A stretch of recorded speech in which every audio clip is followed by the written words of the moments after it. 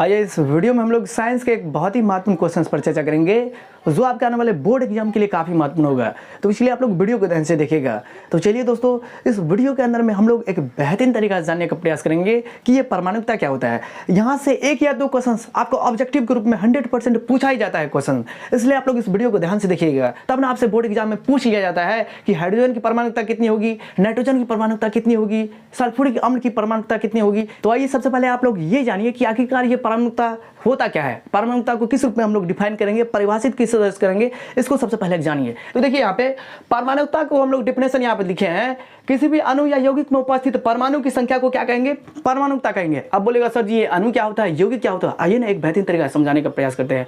अणु का मतलब क्या होता है, जो परमाणु से मिलकर बना होता है। एक बेहतरीन तरीका से समझने का प्रयास कीजिएगा। बात है 2 या 3 ऑब्जेक्टिव का, क्योंकि यहाँ से 2 या 3 क्वेश्चन पूछा ही जाता है, पूछ देता है, बार बार पूछा गया है कि हाइड्रोजन की परमाणुकता कितनी होगी, सल्फ्यूरिक अम्ल की परमाणुकता कितनी होगी, ऑक्सीजन की परमाणुकता कितनी होगी, क्लोरीन की परमाणुकता कितनी होगी। तो इसको एक बेहतरीन तरीका से इस टॉपिक को समझना है आपको। देखिए यहाँ पे किसी भी अणु या यौगिक में उपस्थित परमाणु की संख्या को ही हम लोग क्या कहेंगे, परमाणुकता कहेंगे। परमाणुकता 4 प्रकार का मुख्य रूप से होता है, वैसे बहुपरमाणुक भी होते हैं। एक परमाणुक होती है जब किसी यौगिक या अणु के अंदर या परमाणु के अंदर अकेले एक सिंगल परमाणु रहेगा तो उसको एक परमाणु, जब 2 परमाणु रहेगा तो 2 परमाणु कहेंगे। जब किसी यौगिक या अणु के अंदर 3 परमाणु रहेगा तो 3 परमाणु, 4 परमाणु रहेगा किसी यौगिक या किसी अणु के अंदर में तो चतुर परमाणु कहेंगे। 4 से अधिक परमाणु जब ये रहेगा तो उसको कहेंगे बहुपरमाणु। सबसे पहले आइए ना, ये अणु क्या होता है, ये परमाणु क्या होता है, ये यौगिक क्या होता है, इसको एक बेहतरीन तरीका से जानेंगे। समझना जरूरी है, समझ गए ना। किसी भी बात को एक बेहतरीन तरीका से समझिए, आपको आगे में काम आएगा। तो किसी भी बोर्ड एग्जाम के लिए काफी महत्वपूर्ण है और इसके साथ ही साथ कई प्रकार के कंपटीशन में भी यहाँ से क्वेश्चन पूछता है। अणु का मतलब समझिए, अणु का मतलब क्या होता है, परमाणु के समूह को क्या कहेंगे, अणु कहेंगे। यहाँ देखिए जिस तरह से यहाँ देखिए O+O, ये क्या हो गया O2, O+O+O, यहाँ पर हो जाएगा O3, P+P+P+P, इसको क्या कहेंगे, P4 कहेंगे। देखिए ना यहाँ पे O+O तो O2, 2 ऑक्सीजन है ना, O2, 3 ऑक्सीजन है, यहाँ देखिए O3, यहाँ देखिए P कितना है, यहाँ पे 4 करके है तो P4 लिखे। तो यहाँ देखिए जो अकेले अकेला आता है उसको हम लोग कहते हैं परमाणु। तत्व का सबसे सूक्ष्म कण क्या कहलाता है, परमाणु कहलाता है। परमाणु जो अकेले अकेले आए, जो साथ साथ में आए, उसे हम लोग कहते हैं अणु। यहाँ देखिए यहाँ पे ये अकेले है तो अकेले अकेले रहेगा तो उसको कहेंगे परमाणु। लेकिन जब यही परमाणु मिल जाएगा, मिलने के बाद जिस चीज़ का निर्माण करेगा उसी को कहेंगे अणु। यहाँ देखिए O है, ये अकेले अकेले, जब भी अकेले अकेले रहेगा तो उसको क्या कहेंगे, परमाणु। जब यही अकेले अकेले मिल करके कोई तीसरा चीज़ का निर्माण करता है, कोई दूसरा चीज़ का निर्माण करता है, किसी चीज़ का निर्माण करता है, चाहे दूसरा हो चाहे तीसरा हो, किसी चीज़ का निर्माण करेगा तो उसे हम लोग क्या कहेंगे, अणु। अणु में होता क्या है, जो भी चीज़ रहता है ना वो सेम चीज़ रहता है। देखो ना यहाँ O2 सेम चीज़ है, जबकि यही बात यौगिक के अंदर में नहीं है। यौगिक में रहेगा 2 या 2 से अधिक तत्व रहेगा, लेकिन अलग अलग तत्व रहेगा, सेम चीज़ नहीं रहेगा। सेम चीज़ जब जुड़ता है तो उससे बनता है अणु, जब अलग अलग तत्व जुटेगा तो उसको हम लोग क्या कहेंगे, यौगिक कहेंगे। सबसे पहले समझिए परमाणु होता तो होता क्या है, तत्व का सूक्ष्म कण जो अकेले अकेले आए उसे हम लोग क्या कहेंगे, परमाणु कहेंगे। जैसे कि यहाँ देखिए एल्युमिनियम हो गया, सोडियम हो गया, इसके बाद देखिए मैग्नीशियम हो गया, कैल्शियम हो गया, इसके बाद देखो Fe हो गया। ये सब क्या है, जो अकेले अकेले है उसे हम लोग क्या कहेंगे, परमाणु कहेंगे। ये सब क्या है, परमाणु है। और परमाणु की परमाणुकता कितनी होती है, 1 होती है, क्योंकि यहाँ पे देखो तो कोई संख्या नहीं ना है, Al2 के रूप में नहीं ना है, Na2 के रूप में नहीं ना है। अगर 2 रहता तब ना कहते इसकी परमाणुकता 2 है। जो अकेले अकेले है उसकी परमाणुकता कितनी होती है, 1। तो पूछ देता है आपके बोर्ड एग्जाम में, कई बार पूछा गया है कि अल्युमिनियम की परमाणुकता कितनी होती है, तो 1। सोडियम की परमाणुकता कितनी होती है, तो 1, क्योंकि यहाँ पे अकेले है। जो अकेले अकेले रहेगा, किसी भी तत्व, कोई भी परमाणु तो अकेले ही रहता है। परमाणु का मतलब ही होता है जो अकेले अकेले, तत्व का सूक्ष्म कण। बात को एक बेहतरीन तरीका से समझने का प्रयास कीजिए। मनमोहन फटाफट स्टूडेंट, आप ही सब लोगों के लिए ये वीडियो बना रहे हैं, नीतीश, इसलिए आप लोग बेहतरीन तरीका से देखने का प्रयास कीजिएगा, क्योंकि आप लोग कुछ ही समय के बाद 10th में जाने वाले हो। तो आप लोग 10th में जाने वाले हो, अभी से आप लोग तैयार रहिए, समझ गए ना। मैदान में उतरेंगे तो मैदान में उतरने से पहले ही पूरा फिट रहेंगे। जब मैदान में उतर गए तो फिर तो दिखाना ही है, जंग को जीतना ही है, समझ गए ना। तो देखो एल्युमिनियम हो गया, सोडियम हो गया, मैग्नीशियम हो गया, कैल्शियम हो गया, लोहा हो गया, ये सब क्या है, परमाणु। परमाणु का पहचानने का सिंपल तरीका क्या है, वो अकेले अकेले रहेगा। लेकिन यहाँ पे अणु में क्या होगा, परमाणु से मिलल रहेगा। 2 या 2 से अधिक परमाणु के समूह को क्या कहेंगे, अणु। अणु में सेम चीज रहेगा। यहाँ देखो O है तो O2, देखो एक ही तरह का है ना, P4 है। इसके बाद देखिए यौगिक का मतलब क्या होता है, CaCO3, MgCO3, सी है यहाँ पे MgCO3। यहाँ देखो यौगिक का मतलब क्या होता है, दो या दो से अधिक तत्व आपस में मिल करके जिस चीज़ का निर्माण करता है उसे हम लोग कहते हैं यौगिक। दो या दो से अधिक तत्व को किसी निश्चित अनुपात में मिलाया जाता है, किसी एक अनुपात में मिलाया जाता है। अब मान कर चलिए शरबत बना रहे हैं और शरबत में पता चला कि चीनी ज़्यादा डाल दिए, कोई एक फिक्स अनुपात ना होता है तब ना शरबत बनेगा, नहीं तो बनेगा शरबत पीने लायक रहेगा। मान के चलिए शरबत बना रहे हैं, उसमें नमक की मात्रा ज़्यादा दे देंगे तो क्या शरबत के लायक रहेगा? नहीं ना रहेगा। तो कोई भी चीज़ का निर्माण करेंगे, अगर बेहतर बनाना चाहते हैं, नहीं खराब बनाना चाहते हैं तो आपका मन है, आप कुछ भी कर सकते हैं। लेकिन आप जब बेहतर बनाइएगा तो कोई एक फिक्स अनुपात में ना, कोई एक निश्चित अनुपात में ही ना डालना होगा।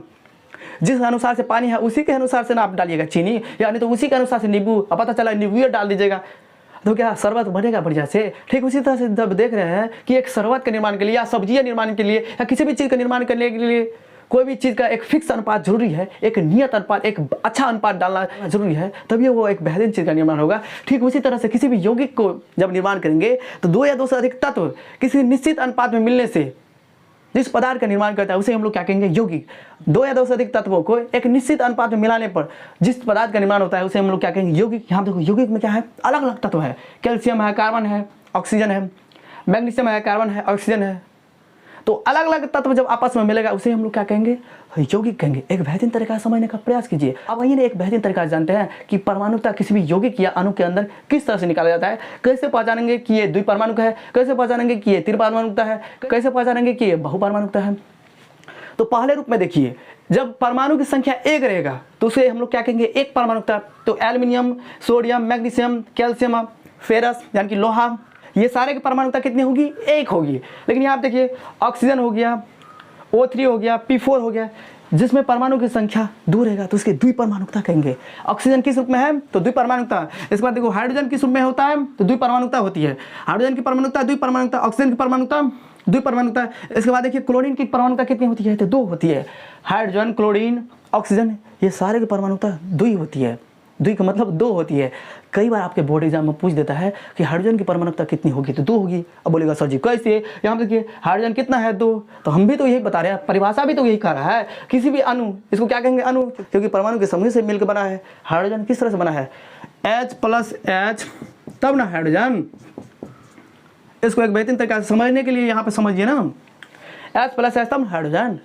तो यहाँ देखो कितना परमाणु है तो दो परमाणु है, तो इसकी परमाणुकता कितना होगी, दो। क्लोरीन यहाँ देखिए नीचे में देखिए जितना संख्या रहेगा उतना परमाणुकता। देखिए यहाँ पे क्लोरीन को सूचित करते हैं Cl से, Cl के बगल में कितना है 2 न है, 2 न है रे, तो इसकी परमाणुकता 2 हो जाएगी। आप देखो यहाँ पे ओजोन की परमाणुकता कितनी हो जाएगी, 3 परमाणुकता होगी। देखो यहाँ पे ओजोन का फॉर्मूला क्या होता है O3, ये किसका सूत्र है, ओजोन का सूत्र है, समझ गए ना। P4 इसकी परमाणुकता कितनी है, फास्फोरस की परमाणुकता होती है 4। और जब ये 4 से ज़्यादा हो जाएगा उस स्थिति में क्या होगा, बहुपरमाणुकता है। आप देखिए यहाँ पे S8 दे दिया, इसकी कहेगा क्या, इसकी परमाणुकता कितनी होगी तो इसको क्या कहेंगे, बहुपरमाणु। एक बेहतरीन तरीका से समझने का प्रयास कीजिएगा। बात को सिर्फ समझना है, ये लिखने से इधर उधर करने से कोई फायदा है। इस चैनल का मेन उद्देश्य क्या है, विद्यार्थी को समझ विकसित करना।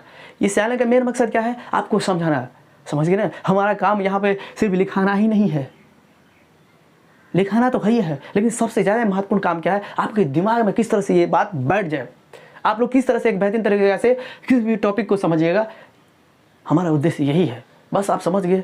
हम क्या बताए, बार बार हम रिपीट कर रहे हैं। जब एक परमाणु रहेगा किसी भी तत्व के अंदर तो एक परमाणुकता, दुई तो द्विपरमाणुकता। कैसे समझेंगे, किसी भी तत्व या अणु के अंदर में देखेंगे नीचे में जितना रहेगा तो उतना परमाणुकता होगी। 2 है तो द्विपरमाणुकता, 3 है तो त्रिपरमाणुकता, 4 है तो 4 परमाणुकता, और कुछ नहीं है तो एक परमाणुकता, क्योंकि परमाणु तो अकेले अकेले रहता है। जो अकेले अकेले रहेगा उसको एक परमाणुकता कहेंगे, समझ गए ना। और जब ये 4 से अधिक परमाणु रहेगा उसको हम लोग कहेंगे बहुपरमाणुकता। इसको एक बेहतरीन तरीके से ध्यान में रखना है, समझ गए ना नवीन। जिस अनुसार से हम आपको कह रहे हैं तैयारी करने के लिए, हुलसन, संजीव और हमारे ऑफलाइन में जितने भी स्टूडेंट पढ़ रहे हैं, जिस अनुसार से हम कह रहे हैं, जो वीडियो डाल रहे हैं आप लोग देखते जाइए, एक बेहतरीन तरीके से पढ़ते जाइए। अब इस बात का टेंशन छोड़ लीजिए ना, क्या पढ़ाना है क्या नहीं पढ़ाना है, कितना पढ़ा है कितना नहीं पढ़ा है, हमको सब ध्यान है। हम सब कॉन्सेप्ट को एक बेहतरीन तरीके से करेंगे, आप लोग धैर्य रखिए, समझ गए ना। अभी समय भी है, लेकिन आपको टेंशन नहीं लेना है। जो भी बच्चे हमारे यहाँ ऑफलाइन में पढ़ रहे हैं उसको टेंशन नहीं लेना है। हम कहीं ना कहीं जा करके दिसंबर तक में आप एक बेहतरीन तरीके से सिलेबस खत्म करेंगे, समझ गए ना। पूरे बिहार के अंदर में, पूरे भारत के अंदर में देखिए ना, इतना शिक्षा व्यवस्था खराब है कि कहीं पर भी सही तरीक़ा से सिलेबस नहीं समाप्त किया जाता है, जिसके चलते होता क्या है, विद्यार्थी मैट्रिक में तो रट तट के तो बढ़िया नंबर ला लेता है, लेकिन इंटर में जाकर के, आगे जाकर के, कंपटीशन में जाकर के क्या होता है, फंस जाता है। कोई भी विद्यार्थी अच्छा नहीं कर पाता है। इसके पीछे क्या कारण है? पीछे के बात को एक बेहतर तरीक़ा से नहीं समझा है, इसलिए पिछड़ता है। लेकिन आप हमारे चैनल के माध्यम से जुड़े हैं ना, आपको हम पिछड़ने नहीं देंगे।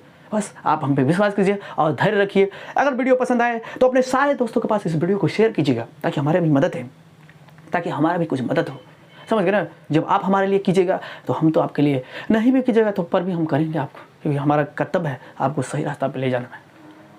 समझ गए ना? तो इस वीडियो के अंदर में आप लोगों ने परमाणुकता के बारे में एक बेहतरीन तरीका समझ गए होंगे कि किस तरह के परमाणु को कहेंगे। एक परमाणुकता, द्विपरमाणुकता, त्रिपरमाणुकता, चतुर्परमाणुकता।